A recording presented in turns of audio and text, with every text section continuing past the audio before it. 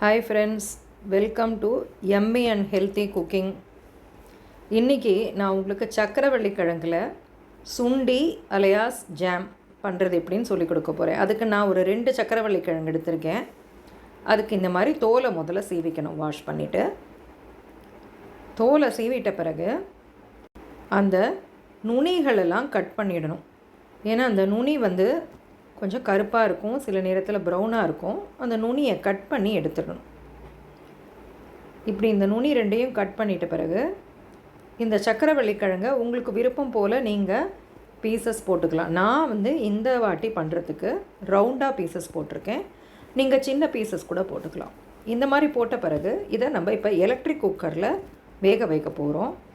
அதுக்கு அந்த குக்கர் பிளேட்டில் ஒரு 1 இன்ச் அளவுக்கு தண்ணி இருக்கிற மாதிரி ஊற்றிக்கிட்டு இந்த சக்கரவள்ளி கிழங்கை வாஷ் பண்ணி நம்ம அந்த குக்கரில் சேர்க்குறோம். இப்போ இது ஃபுல்லாக எல்லா கிழங்கையும் இந்த மாதிரி சேர்த்த பிறகு அதில் தண்ணி கொஞ்சம் கம்மியாக இருந்ததுன்னா நம்ம இன்னும் கொஞ்சம் கூட தண்ணி ஊற்றிக்கலாம். அந்த வள்ளிக்கிழங்கு நனையிற அளவுக்கு இருக்கணும். நம்மளுக்கு ஒரு 1லேருந்து 1.5 இன்ச்சு கீழே இருக்கிற பிளேட்டில் மேலே வரணும். அதுக்கப்புறம் குக்கிங்கில் வச்சுட்டு ஒரு 10லேருந்து 12 நிமிஷம் விட்டுருங்க. இது 10லேருந்து 12 நிமிஷத்துக்குள்ளே நல்லா வெந்துடும். உங்களுக்கு நான் இப்போ எடுத்து காமிக்கிறேன். எவ்வளோ நல்லா மையாக வெந்திருக்குங்கிறத நீங்களே பார்க்கலாம். கொஞ்சம் ஆவி அடிக்கும். நீங்கள் அதனால் கேர்ஃபுல்லாக எடுத்து பாருங்கள். பழக்கம் இல்லாதவங்க டாங்ஸ் கூட யூஸ் பண்ணிக்கலாம். கொஞ்சம் ஊதிட்டு இந்த மாதிரி நசுக்கி பார்த்தீங்கன்னா நல்லா சாஃப்டாக ஈஸியாக மசிகிற மாதிரி இருக்கும். நம்ம இப்போ இந்த எலக்ட்ரிக் குக்கரை ஆஃப் பண்ணிடலாம். இப்போ இந்த சுண்டி இல்லை சக்கரவள்ளி கிழங்கு ஜாம் பண்ணுறதுக்கு ஒரு கடாய் எடுத்துக்கிட்டு அதில் 1 ஸ்பூன் நெய் ஊற்றிக்கிறேன். இப்போ ஒரு சட்டுவத்தால் இந்த வேக வச்ச சக்கரவள்ளி கிழங்கையெல்லாம் எடுத்து அந்த கடாயில் மாற்றிடுறேன். இப்போ இந்த சட்டுவம் யூஸ் பண்ணுறதுனால நம்மளுக்கு தண்ணியெல்லாம் வடிஞ்சிரும்.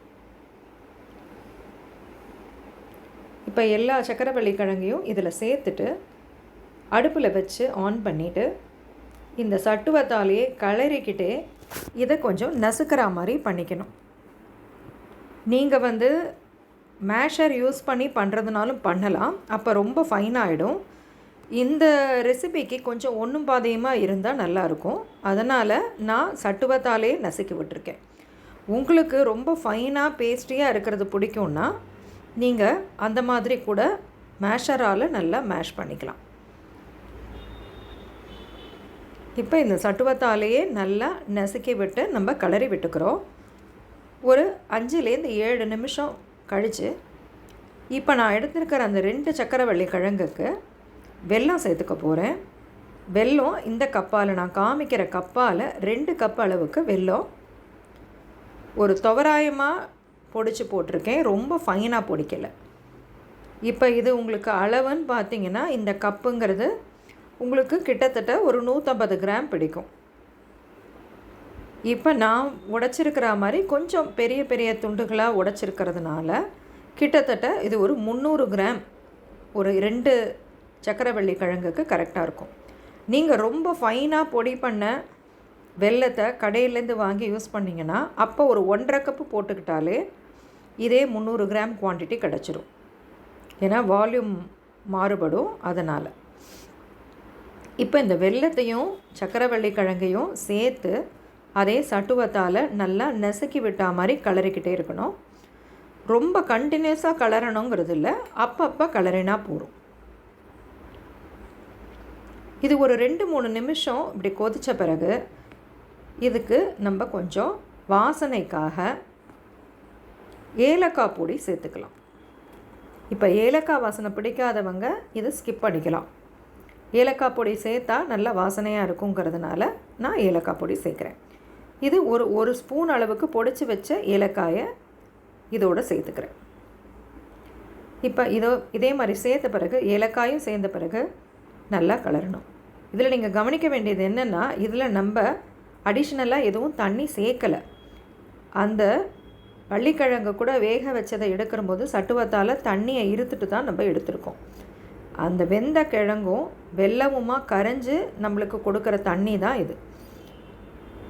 இந்த பொருட்களெல்லாம் போடும்போது அப்பப்போ கொஞ்சம் சிம் பண்ணிக்கலாம். அதுக்கப்புறமா இது ஹை ஃப்ளேமில் வச்சு நம்ம குக் பண்ணலாம். ஒரு 3லேருந்து 4 நிமிஷத்துலேயே நல்லா இந்த மாதிரி கொதி வந்துடும். இப்படி கொதி வந்து அது கெட்டித்தன்மை படுறத பார்க்கலாம். நம்ம கிளறும்போது பாத்திரத்தோட அடி நம்மளுக்கு புலப்படும்.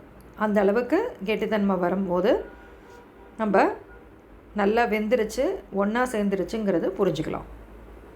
ஸோ அப்பப்போ இதே மாதிரி நான் கொஞ்சம் அதை அமுக்கி கொடுக்குறேன். நீங்கள் ஏற்கனவே நல்லா மேஷரால் மேஷ் பண்ணியிருந்தீங்கன்னா இந்த ஸ்டேஜில் அமுக்க வேண்டிய அவசியம் இல்லை. நான் ஒன்றும் பாதியமாக இருக்கிற கன்சிஸ்டன்சி டெக்ஸ்சர் எங்கள் வீட்டில் பிடிக்குங்கிறனால இந்த மாதிரி அப்பப்போ சட்டுவத்தாலேயே மேஷ் பண்ணிக்கிறேன். இப்போ பார்த்திங்கன்னா ஒரு 4 நிமிஷம் ஆயாச்சு. இப்போ கடாயோட அடி உங்களுக்கு தெரிய ஆரம்பிக்குது. இப்போ இது நல்ல ஒரு கெட்டித்தன்மை வந்தாச்சு. இதை ஜாமாவும் பயன்படுத்த முடியும். உங்களுக்கு இது மகா சிவராத்திரிக்கு சிவபெருமானுக்கு ஒரு நைவேத்திய பொருளாக சுண்டிங்கிற பேரில் பண்ணுவோம். இதை இந்த பாங்கில் பண்ணும்போது இது ஒரு ஜாமாவும் ரெடி ஆகும். இந்த அளவுக்கு குக் ஆகிட்ட பிறகு திரும்பவும் ஒரே ஒரு ஸ்பூன் நெய் போட்டுட்டு கிளறி கொடுத்துடணும். இப்போ இந்த நேரத்தில் இந்த அடுப்பை நம்ம நல்லா சிம்மில் வச்சிடணும். ஏன்னா இது ஃபுல்லாக வெந்தாச்சு, உங்களுக்கு வெந்து ஒன்று சேர்ந்தாச்சு. அதனால் இந்த நெய் உருகி சேர்றது மட்டும்தான், அதுக்கு ஹீட் அதிகமாக இருக்கணுங்கிறது இல்லை. நீங்கள் பார்த்தீங்கன்னா கடாயோட அடி நல்லா கிளியராக தெரியுது. இந்த அளவுக்கு திக்னஸ் இருந்ததுன்னா உங்களுக்கு இது கெடாமல் இருக்கும். ஃப்ரிட்ஜில் வச்சுக்கிட்டிங்கன்னா 15 நாள் வரைக்கும் கூட வச்சுக்கலாம், கெட்டு போகாது. ஒரு ஏர்டைட் பாட்டிலில் போட்டு வச்சிங்கன்னா அதுக்கு மேலே கூட இருக்கும். Thank you friends. இதே மாதிரியே இந்த சக்கரவள்ளி கிழங்கு சுண்டி ஜாம் செஞ்சுட்டு எப்படி இருக்குன்னு கமெண்ட்ஸில் போடுங்க. Bye bye.